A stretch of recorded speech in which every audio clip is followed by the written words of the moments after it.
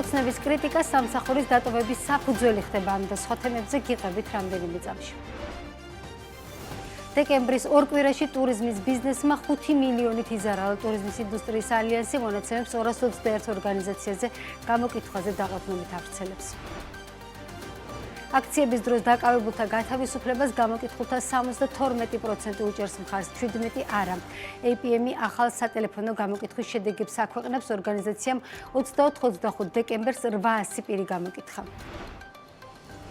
აჭარა თაიმსის ინფორმაციით, ბათუმის აეროპორტიდან აზიმუტის თვითმფრინავმა, რომელსაც ბათუმი მოსკოვის მიმართულებით უნდა შეესრულებინა რეისი, აფრენა ვერ შეძლო. მგზავრებს ბორტის დატოვება ახსნის გარეშე მოსთხოვეს.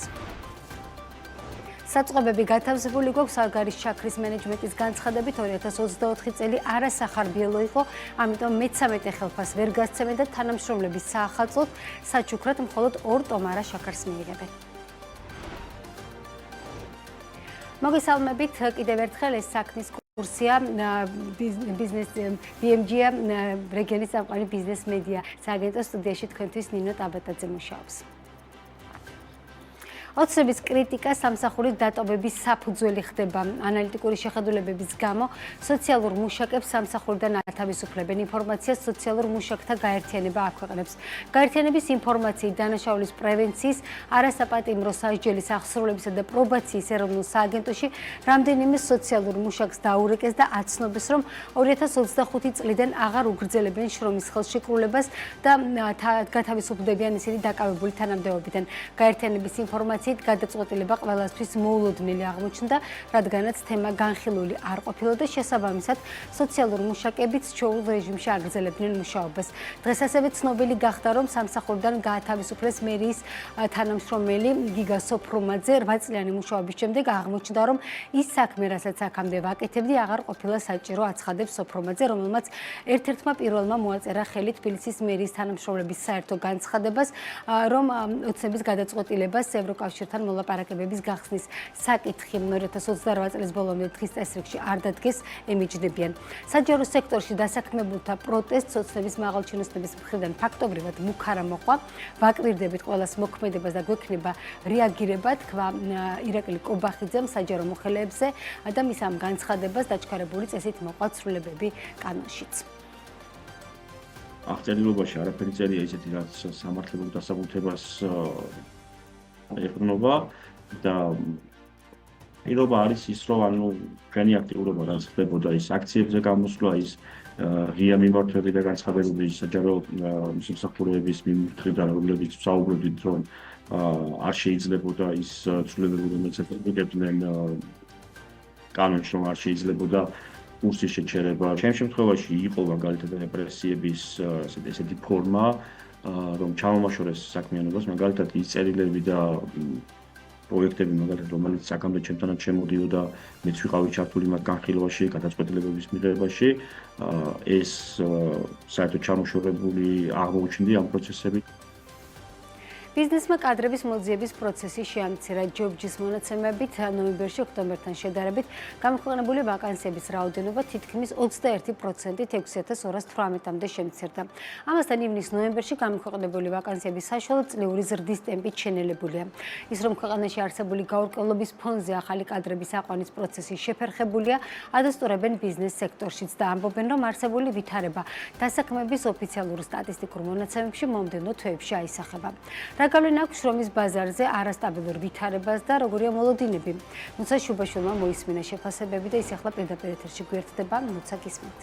ნინო, მოგესალმები. თვირჭრულში ვაკანსიების 20%-ით შემცირება პირველი ინდიკატორია, რომ ქვეყანაში არსებულ გაურკვევლობას გავლენა შრომის ბაზარზე უკვე აქვს. ამის შესახებ PMC კვლევის ცენტრში აცხადებენ ორგანიზაციის მიმოხილვის თანახმად ივნის-ნოემბერში ჯობჯიზე გამოქვეყნებული ვაკანსიების საშუალო წლიური ზრდა შენელდა და მხოლოდ 2.8% შეადგინა, რაც მათი შეფასებით იმას ნიშნავს, რომ ბიზნესის ნაწილი არასტაბილურ ვითარებაში ახალი კადრების აყვანისგან თავს იკავებს. ორგანიზაციაში ამბობენ, რომ შექმნილი ვითარების ფონზე როგორც მინიმუმ შემდეგ კვარტლებში დასაქმების მაჩვენებლების მნიშვნელოვან გაუმჯობესებას აღარ უტაველოდეთ.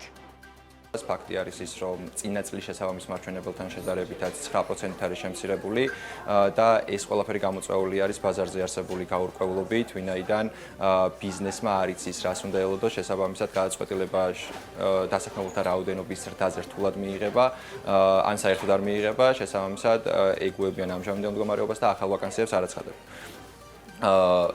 რეალურად მოლოდინები არის, რომ გაგრძელდება როგორც მინიმუმ არ გაუმჯობესდება ეს მდგომარეობა და გაგრძელდება იქამდე, სანამ გაურკვევლობა იარსებებს. მომდევნო დაახლოებით 2 კვარტლის განმავლობაში მოსალოდნელი არის, რომ ეს ტენდენცია გაგრძელდება და ისევ უარყოფით ველზე იქნება შრომის ბაზრის მდგომარეობა. იმას, რომ ქვეყანაში არსებული გაურკვევლობის ფონზე ახალი კადრების აყვანების პროცესი შეფერხებულია, ადასტურებენ ბიზნეს სექტორშიც. საკონსულტაციო და კვლევითი კომპანია ინსორსში ამბობენ, რომ არაერთი სექტორში გამოჩნდა ტენდენცია, რომ ისინი მათ შორის საფინანსო და IT სექტორი ახალი კადრების აყვანისგან თავს იკავებს, თუმცა მიღმა ამისა მოსალოდნელია, რომ შემცირებული გაყიდვების და შემოსავლის ფონზე კომპანიებს სამომავლოდ ნაკლებად ექნებათ შესაძლებლობა დასაქმებულებს ანაზღაურება გაუზარდონ გადავადებული საინვესტიციო პროექტების და ზოგადად ინვესტორების მხრიდან საქართველოს მიმართ ინტერესის შემცირებას მომდევნო თვეებში გავლენა უშუალოდ შრომის ბაზარზე და დასაქმების მაჩვენებლებზეც ექნება. ასეთი მოლოდინი აქვთ იურიდიულ კომპანია GLCC-ში. ცხადი და გასაგებია, რომ ახალი ინვესტიციების თვალსაზრისით შემცირება იქნება, ანუ დასაქმების გაზრდა და გაზრდის ტემპები შემცირდება, მაგრამ ზოგადად კრიზისულ პერიოდს მაინც მომავალი წლის იანვრის ბოლოდან ველოდებით. ანუ მოლოდინი არის, რომ ნამდვილად ამ თვალსაზრისით გართულდება მდგომარეობა, თუ კი შეჩერდება ევროპის გზაზე ინტეგრაცია, თუ კი გაიზრდება სანქციების და თავისუფალი მიმოსვლის მიმართ შეზღუდვები, რა თქმა უნდა, ბიზნესის დიდი ნაწილიც დაფიქრდება, განახორციელოს თუ არა ის ახალი კადრების მოძიება, რომელსაც აქამდე ახორციელებდა და ხო არ ჯობია საერთოდ იფიქროს შემცირებაზე. დღევანდელი ჩვენი მოცემულობა სადღაც 2 თვეში, ან 2-3 თვეში ძალიან კარგად გამოჩნდება დასაქმების ბაზარზე და პირველი სიგნალები უკვე არსებობს.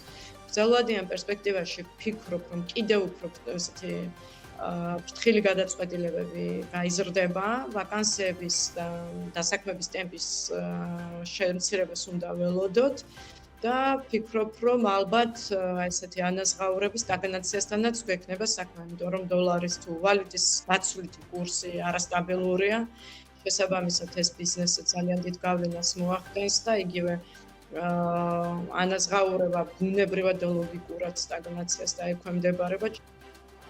მიღმა სამომავლო პერსპექტივისა ბუნებრივია ისმის კითხვა, რამდენად შეძლებენ სხვადასხვა დარგის წარმომადგენლები არსებული თანამშრომლების შენარჩუნებას, როგორც ცნობილია, შექმნილი ვითარება ყველაზე ნეგატიურად ამ დროისთვის სტუმართ მასმედიების სექტორზე აისახება. რესტორატორთა ასოციაციაში ამბობენ, რომ დარგი ახლა ყველანაირად ცდილობს არსებული კადრების შენარჩუნებას, თუმცა რამდენად მოახერხებს ამას ყველა ტურისტული ობიექტი კითხვის ნიშნის ქვეშაა. 1/13 დაახლოებით ჩვენ უფრო უარესი სურათი გვაქვს, ვიდრე ამავე პერიოდში შარშან. რაც შეეხება კადრებს, კადრები პრინციპში ძალიან კბილებით გვიჭირავს, იმიტომ რომ კადრი ძალიან ჭირს. უნდა ძალიან გავიჭიროთ. კიდე უარესი თვე არის იანვარი. ამასე უარესი არის იანვარი და თებერვლის პირველი 3 კვირა არის კატასტროფა. ნუ პლუს ეს პროტესტები არ ამგონია, რომ ესე მალე დამთავრდეს და ნუ ახლა გასაგებია, ხო სადღაცა ეკონომიის მიზნით დენს თიშავს ადამიანი და წყალს და რაღაც ეკეთებს, მაგრამ აი კადრების გაშვება ყველაზე ასე ვთქვათ პრობლემურია, მაგრამ ვიღაცა ნამდვილად ვერ გაუძლებს და ახლა ძლივს გადავიხადეთ, იჯარა ძლივს გადავიხადეთ.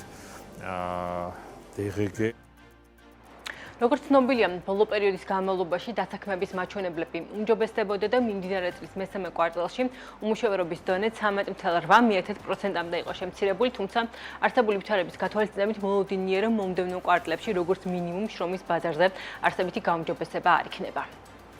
მადლობა ნუცა, რა ტენდენციებია შრომის ბაზარზე, ნუცა შუბაშვილი საუბრობდა. ტურიზმის სექტორი კოკა ზარალზე საუბრობს საქართველოს ტურიზმის ინდუსტრიის ალიანსის მიერ ჩატარებული გამოკითხვის შედეგად გაერთიანების წევრმა 221 კომპანიამ 1-დან 14 დეკემბრის პერიოდში 5.300.000 ლარამდე იზარალა. გაერთიანების ინფორმაციით თვის ორი კვირის ჭრილში 14 დეკემბრამდე ჩათვლით გამოკითხა 31 განთავსების ობიექტი, 81 გიდი, 20 კვების ობიექტი, 7 საკონფერენციო სივრცე, 7 ტურისტული სატრანსპორტო კომპანია, 46 ტურისტული კომპანია და 18 ტუროპერატორი. გამოკითხულთა 34% აფიქსირებს, რომ 50%-დან 80%-მდე გაუქმდა ჯავშნები, გამოკითხულთა 53% კი ამბობს, რომ მიმდინარე გაყიდვები შემცირებულია 50%-დან 80%-მდე.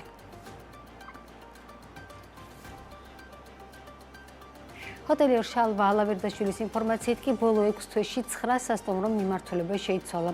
ზოგიერთი სასტუმრო კამპუსად გადაკეთდა, ზოგი ოფისად, ზოგი საავადმყოფოდ და სარეაბილიტაციო ცენტრად. ძირითადად ყველა თბილისში იყო, განაცხადა შალვა ალავერდაშვილმა BMG TV-ს გადაცემა წერტილში სტუმრობისას. მისივე თქმით, დღესდღეობით სასტუმრო ბიზნესი თბილისში მომგებიანი აღარ არის, რადგანაც ინვესტიციის უკუგებას 20-25 წელი სჭირდება, ამასთან მომგებიანობას ამცირებს სასტუმრო ოთახების გაზრდილი რაოდენობაც.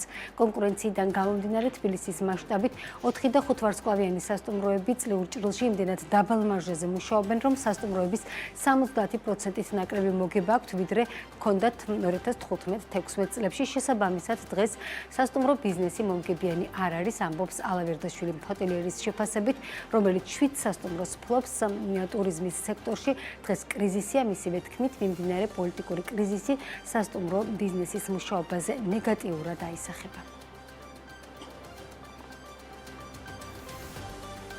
საქმის კურსი ამით დასრულებულია. 7 საათზე საქმიან ამბებს ანა ლაპიაშვილი შეეჯამებს დროებით.